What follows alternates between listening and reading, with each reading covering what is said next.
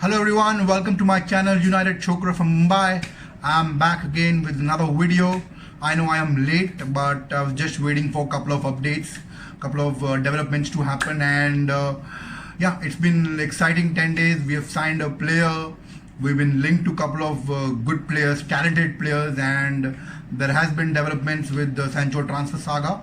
So I'm going to talk all about that. Before I start my video, make sure you hit the like button and subscribe to my channel. Also hit the bell icon, please. So let's begin this video.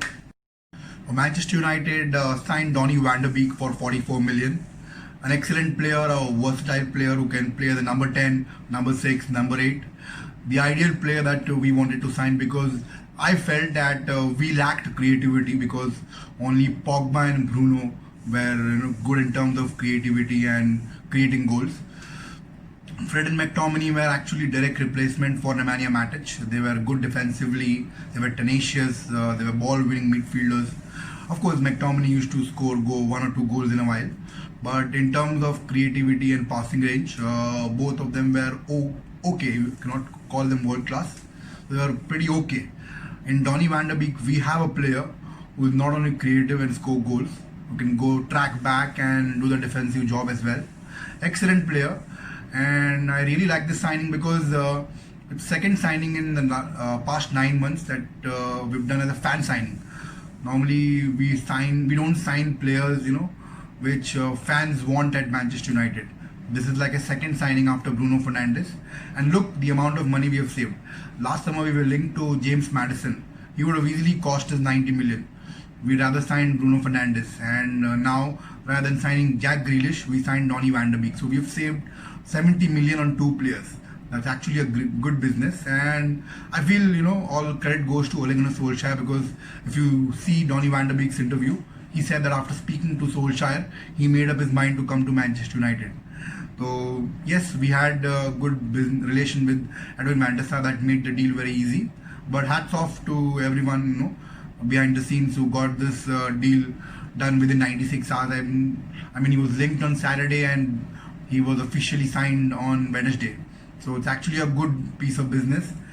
And I'm not going to talk much about him, because by now you all have read about him and you've seen his video.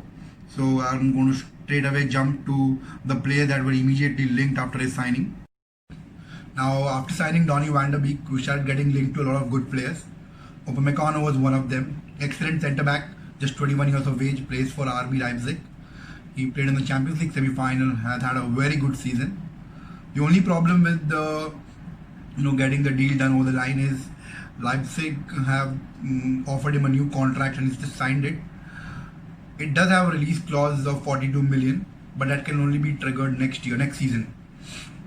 So we will have to wait till next summer transfer window, or else we can still sign him if we go in with a huge bid of at least 60 to 70 million. RB Leipzig will sell him.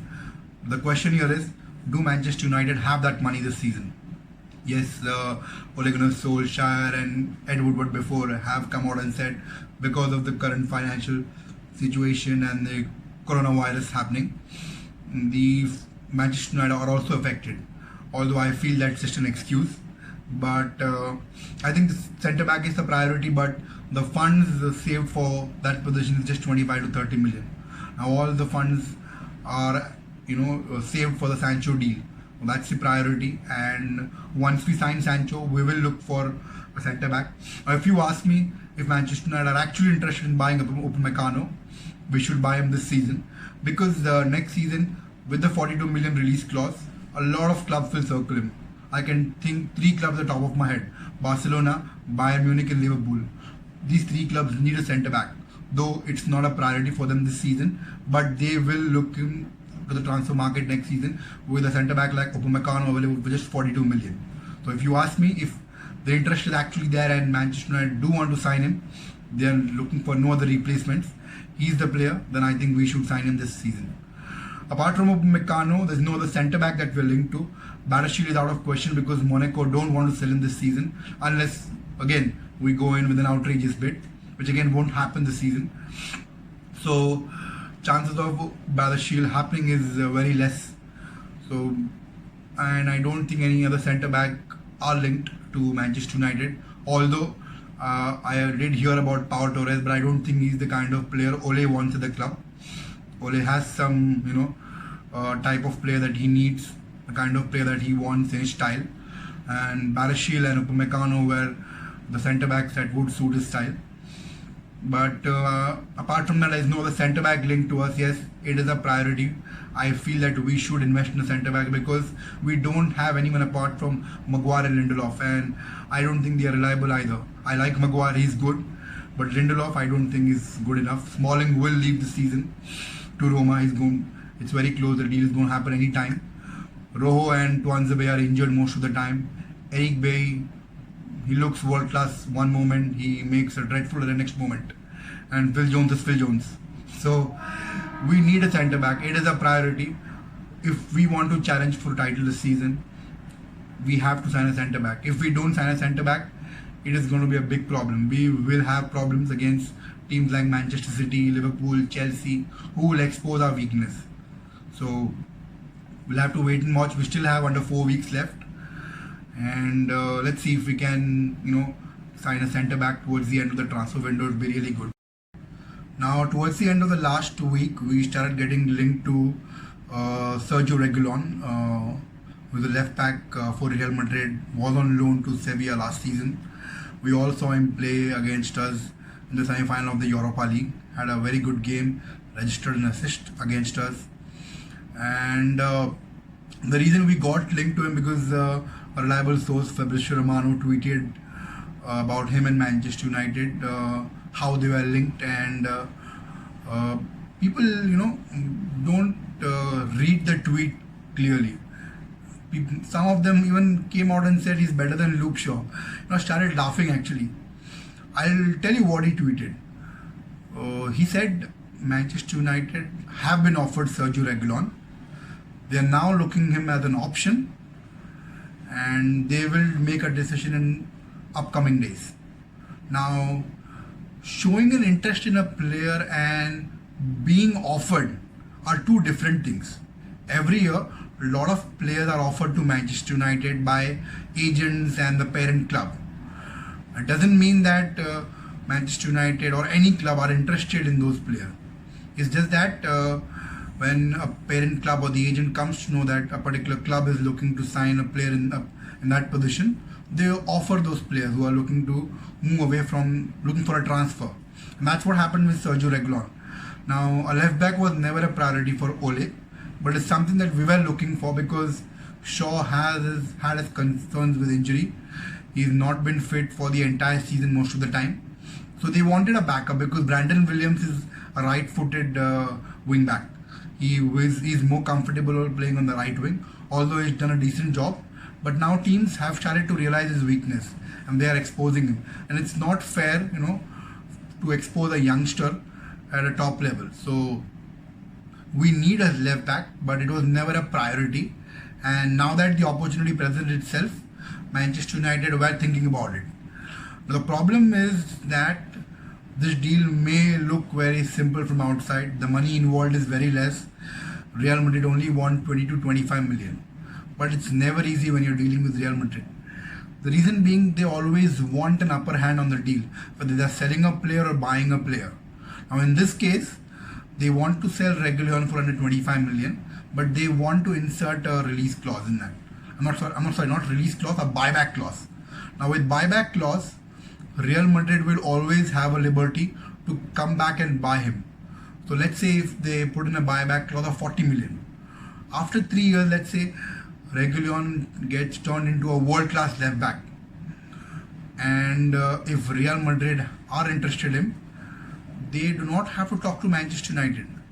All they have to do is convince Regulion to come to Real Madrid, and Manchester United will have no say in that transfer. They just have to accept the 40 million and be happy. Now that's what Manchester United don't want. Real Madrid think that they are above everyone. And of course, they have won a lot of titles in the past 10 years. They won Champions League 3 or 4 times. So they have every right to think like that. But if they were selling Regulion to Inter Milan or AS Roma or someone like Everton or Spurs, it would have been very easy. They would have just accepted the buyback clause and signed Regulion. Manchester United don't want that. They will not allow the buyback clause. So as much as this looks easy, it is not easy. But you never know. It's a 50-50. We may sign him, we may not sign him. Yes, we are looking him as an option, but it all depends. Real Madrid need the money this summer, so they may even let him go without a buyback clause. We'll have to wait and watch on that. Apart from Regulion, we even got linked to Alexis Telles, I think Sunday or Monday. Someone tweeted that his agent is in Manchester. Now Telles provides a different dimension. He is excellent going forward and he's got a hell of a left foot. He registered 14 assists and scored 9 to 10 goals, I think. Yeah, no, I'm sorry. He scored 14 goals and had 9 to 10 assists last season, and that is a staggering number for a left back. He's not good defensively, he's pretty okay, but he's really good, going forward. But he's 27 years of age, and if you ask him if we should sign Regulion or Telles, I would say Regulion, because Regulion is a balance of attack and defense. He can track back and do the defensive job, and also can come forward with that charging pace. So yes, Telles is pretty cheaper. We'll save a couple of millions, but I think we should go for Regulion. He looks to be a better player, and he's just 23 years of age. Again, we'll have to wait and watch what happens, because all of this will only happen once we sign Sancho. And yes, let's see, because Telles and Regulion both are looking for a transfer. In fact, Regulion has not gone back and started trading with Real Madrid, so he really wants to move. So let's see if we can get the deal over the line. Once again, I would say if we are looking for a left back, Regulion is the answer. He would be a proper cover for Luke Shaw. Now, Manchester United and Jadon Sancho transfer saga never seemed to end. This is something which is going on for a long time. We all know that United are interested in the player. They want him at the club. Now, what was informed to us on the beginning of August, that's what Fabrizio Romano told us, that Manchester United have agreed personal terms with Jadon Sancho, and negotiations with Dortmund are ongoing. Now, contrary to this, British media, until last 2 weeks, were saying that the exact opposite thing, that Jadon Sancho's agent is demanding an outrageous money, and they've also not agreed to the wages. Now, what I felt was, since a lot of reliable people, who have given correct information about Manchester United were saying this. So I thought for a minute, maybe Romano is wrong. After all, he's a human being. I know he's the best. He's always been accurate with the information. But at the end of the day, he's a human being. Maybe he might have missed out on this. So, let's see if if wages is an issue and not the transfer fee. I think we should get this sorted out. Now, until yesterday, when Romano had his podcast, and I was listening to it, I have to give him a lot of credit. In spite of the fact that everyone in the British media, said that is the information about Jadon Sancho agreeing the fee was not right, because of the agent fees and the wages, he stuck to his point. He again said, he repeated, Manchester United have agreed personal terms with Jadon Sancho, and only a fee with Dortmund has to be agreed, and negotiations were ongoing. He stuck to his point. That is, hats off to him. In spite of everybody saying the exact opposite, he stuck to the information he had, because he is a reliable journalist. He added things to it. He said that Jadon Sancho is excited and buzzing to join Manchester United. It's up to Manchester United to get an agreement with Dortmund. Now, after I heard this, I was like, now what will British media react to this? I thought, in a few hours or maybe next day, British media will come out and say something else, or, give us an update. But it didn't take them less than 2 hours. Within 2 hours, James Ducker of Telegraph came out and said that now United and Sancho's agent have come to an agreement, and now United will look to agree on a fee with Dortmund. And then everyone, including Simon Stone, everyone said the same thing. It's very funny, this people think this is a very big update, and now the progression has happened. People fail to realize this was what Romano said in the beginning of August. There is no development. United are just dragging this deal. Now, couple of days ago, I think it was Duncan Castles, they said that United, Dortmund and Sancho, everyone have agreed to the terms. It's only a matter of fact. There's a clause in Sancho's contract with Dortmund that once he plays over 10 international games in a year for England, he will have a bonus of 1.5 million. After the game against Sweden, he will be eligible for that. So everyone was waiting for that. I don't think that should be the case, because if 1.5 is the bonus, United would have well paid that bonus. The problem with this deal is we are continuously extending it and negotiating. I don't know what is the problem. Dortmund is not at all at fault on this deal. They have been saying it from day one itself. 120 million or nothing. You scouted the player. Manchester United very well knew about Dortmund's transfer strategy. They are hell-bent on the fee they want. So if you had a problem with the transfer fee, why would you stretch this deal? You either sign the player, pay the bloody money, get the player at the club, or you walk away. A lot of people are getting angry at Gary Neville, but you don't listen to what he actually is trying to say. He's not against Sancho coming to Manchester United. What he's saying is, if you can't afford to buy him, why don't you move on? And he's actually right. Why are you stretching the deal? You are stretching the deal because you know you can pay 120 million, but in this process, you're trying to check if Dortmund can, lower down the price, negotiate, and we can save some money. What you don't understand is, if Sancho is not signed before the beginning of the season, if he doesn't play against Crystal Palace, there is every chance we will drop points. He's worth every bit of money. 120 million he is worth.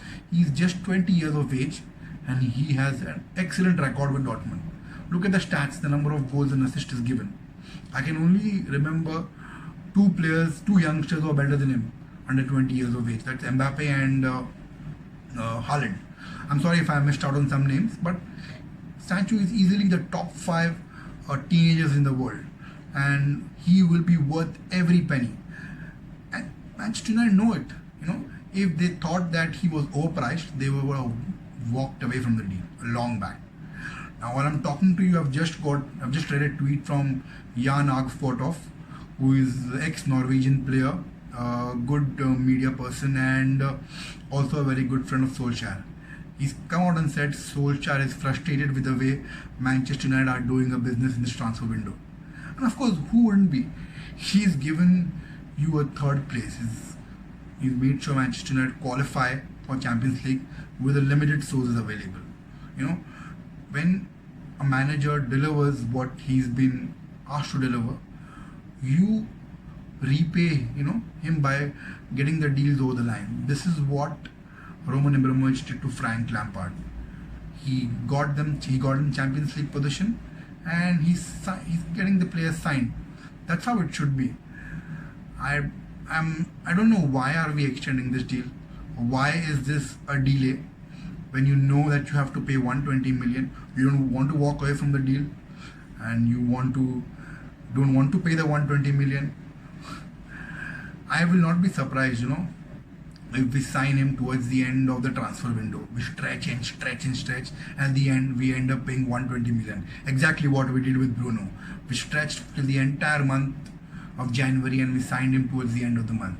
He could have easily played in that Burnley game and made a difference. But no, we thought we could negotiate and, get the asking price, get down the asking price. That never happened. At the end, Sporting Lisbon got what they wanted, and Dortmund will get what they want, 120 million. It is up to United now to act on this and sign the player quickly, or wait and stretch till the end of the transfer window so that they have an excuse not to sign another player. They'll come out with an excuse that we have signed Sancho, yeah, great news, exciting player, but we don't have time to sign another player. And that's when we will miss out on centre back and signing Regulion. I hope we get this deal over the line by 20th. He can before the 19th, and he can start against Crystal Palace. Chances of that happening is very less. But yes, there will be development in upcoming days. There will be an improved offer given to Dortmund, and at the end of the day, we will sign him, but not for less than 120 million. I have been saying it from the beginning. We will sign Jadon Sancho because I was confident the way Manchester United do the business, the way he's been linked, he's been scouted. In the past we have missed out on players like Hazard and Thiago Alcantara. That's because those players chose to play for a different team. Now in this case, Sancho wants to come to Manchester United. So if we miss out on this deal, it will be shambolic. It will be embarrassing, that we missed out on a world-class talent just because of 20-30 millions. We are ready to pay 90 million, but we don't want to pay 120 million. We want to do it in add-ons. So all I can say is, will Manchester United board, become much more aggressive in the transfer window, try to get the deals over the line as quickly, so that before the season begins, we have all the players ready to play for the first game and we don't drop points, because those points are very important. We drop points against Crystal Palace towards the beginning of the season, and we are playing the first game against them at Old Trafford. Let's pray and hope that we get this deal over the line before the Palace game so that he can play, and then we can focus on signing a centre back and Regulion. That's all for today, and I'll be back next week with a different content and a video. Of course, it will be football related, but I'll be back next Tuesday or Wednesday. I'll be putting a video. Thank you very much for watching the video. Make sure that you hit the like button and subscribe to my channel. Also put in comment section what you feel about the video, and if you want me to cover a particular topic, I'll be more than happy to do that. Thank you very much.